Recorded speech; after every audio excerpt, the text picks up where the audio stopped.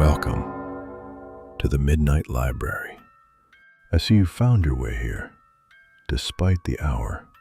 Tell me, what time is it where you are? And where are you listening from? I grew up believing I was fragile. Like my body had been built with missing pieces, and everyone else got the complete set. My mother used to say that my cells were born tired. I didn't really know what that meant, but it sounded scientific enough to be true. She spoke with that mix of sadness and certainty that made everyone nod and say, "Poor thing, poor child, and poor mother." They pitied us. Mostly her. A single mother, abandoned by her husband, working herself half to death to care for a sick daughter with a rare illness no one could pronounce. They brought rice, canned food, groceries. They slipped envelopes into her hand after church, after community meetings, after seeing my wheelchair. My wheelchair that always sat in the corner like part of the furniture. I hated it. I hated the way their eyes moved over me, quickly, nervously, before landing on my mother. When I was 5, my mother pulled me out of school. She said the germs were too dangerous for me, that my immune system couldn't handle it. "You're too precious, too delicate." Homeschooling sounded safe at first, but safe slowly started to feel like trapped. My wheelchair became my world. 4 walls, 1 yard, 1 pond at the back where the neighborhood kids sometimes played. Once, when I was 8, they came over. I thought they wanted to include me, to finally treat me like more than just the sick girl. They wheeled me to the pond, laughed, rocked the chair back and forth, faster, closer, closer to the murky water. "Let's see if she can swim," someone shouted. I remember the sound of the wheels scraping gravel. And I remember my neighbor, Mr. Harris, grabbing the chair at the last second, pulling me back, cursing and yelling at the kids as they ran away. My mother cried when she found out. She cried because I had pushed myself too hard just by being outside. "You see?" she sobbed, clutching me to her. "You weren't meant for that world. You have to be careful, Claire. You can't get hurt. I can't lose you."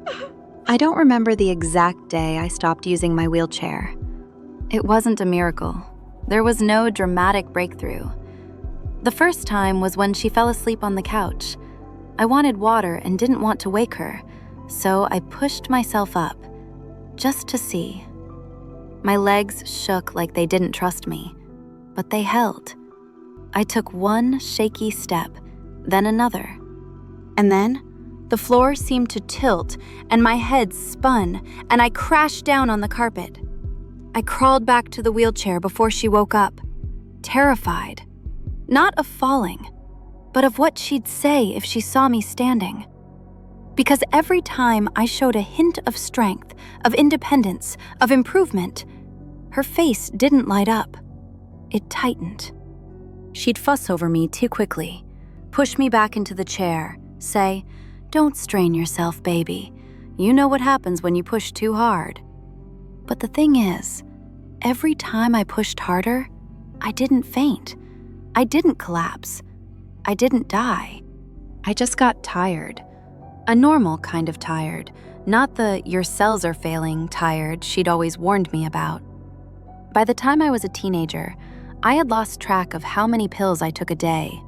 White, yellow, sometimes pink. Liquid syrups that were bitter or too sweet.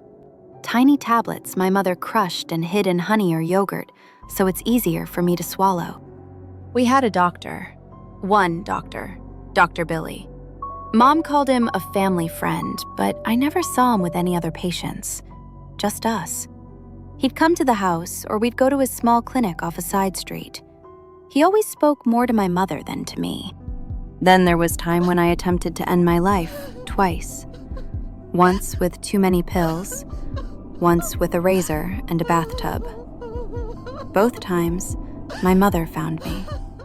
Both times, she screamed my name like I'd stabbed her instead of myself.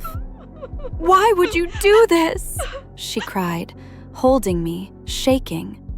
"Why would you leave me? I only have you.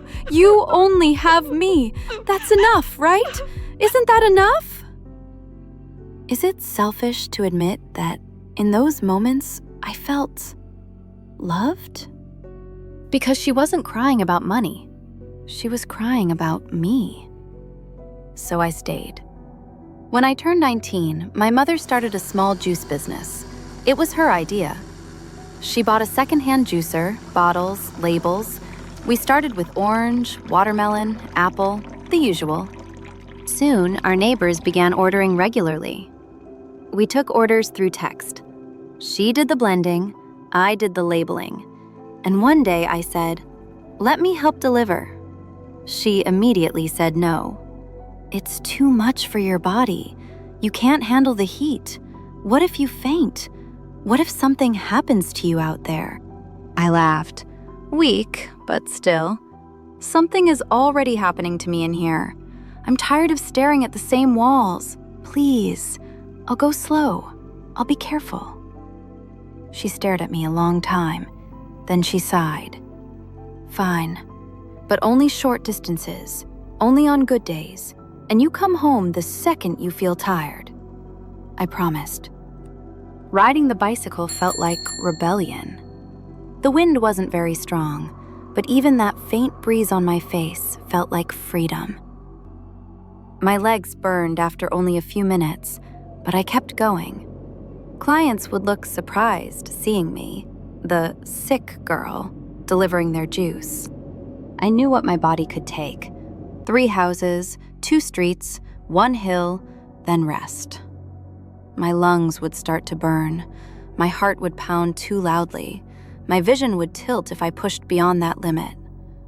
But that day, I pushed anyway. It was one of the hottest days of that month. Order after order came in. People wanted something cold, something sweet. I could see the strain on my mother's face as she blended and poured nonstop. "Maybe you should stay in today," she said, wiping sweat from her forehead. "I'll ask them to pick up." "No," I replied, already loading the crate. "You're exhausted. Let me help." "Fine," she muttered. "Don't overdo it." I overdid it. Of course I did. By 11 a.m., the sun felt like it was trying to kill me. My shirt clung to my back. My head throbbed in rhythm with my heartbeat. My legs were jelly. I delivered more orders than usual. Because I wanted to see her proud. Because I wanted to prove to myself that I wasn't completely useless. By the time I rode down the main road near the market, my heart was racing too fast. It's okay. Just one more house, one more delivery, then I'll rest.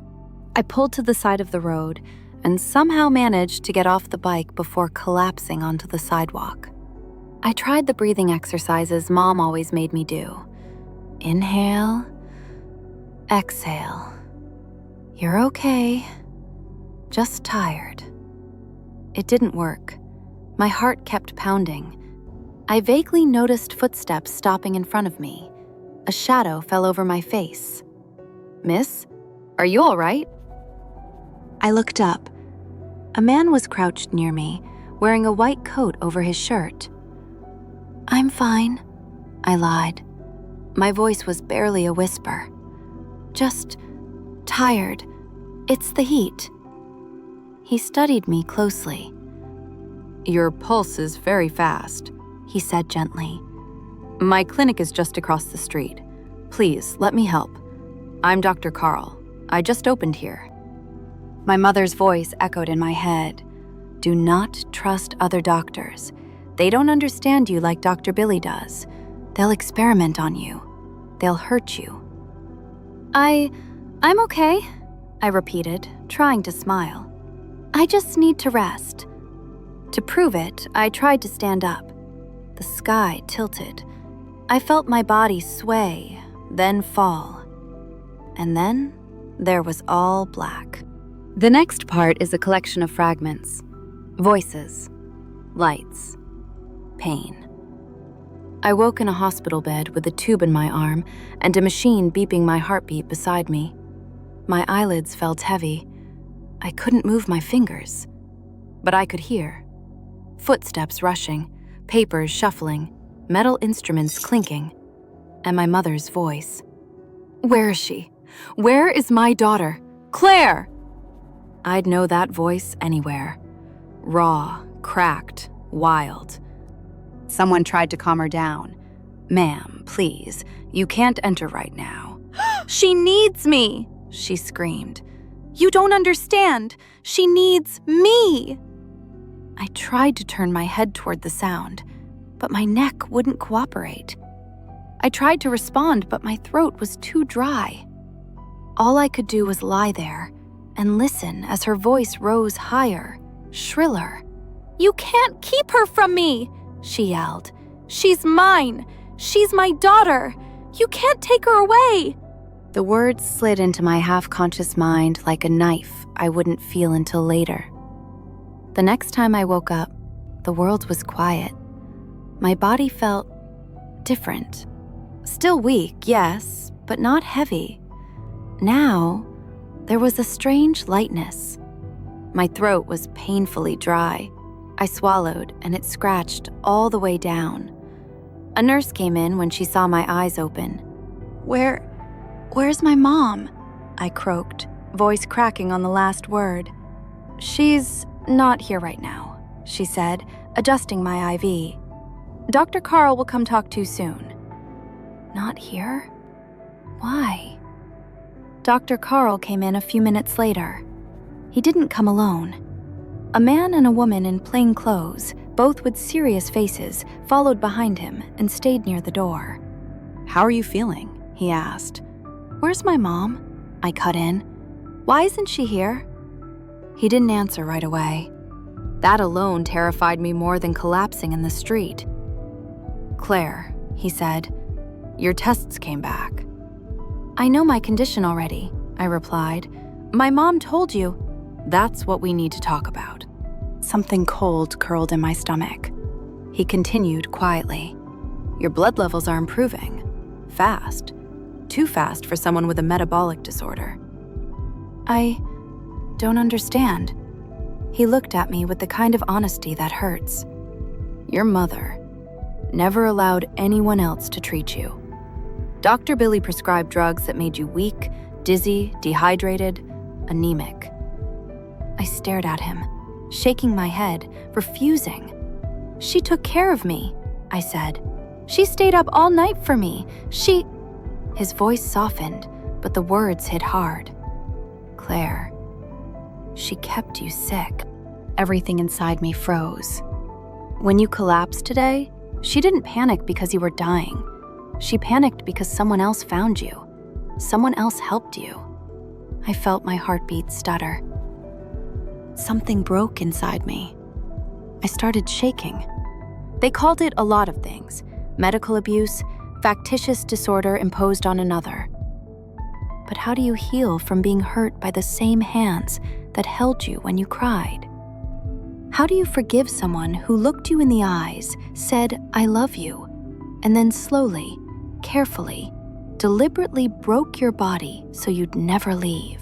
Another chapter closed. Leave the candle lit in the comments and tell us what part of the story stayed with you.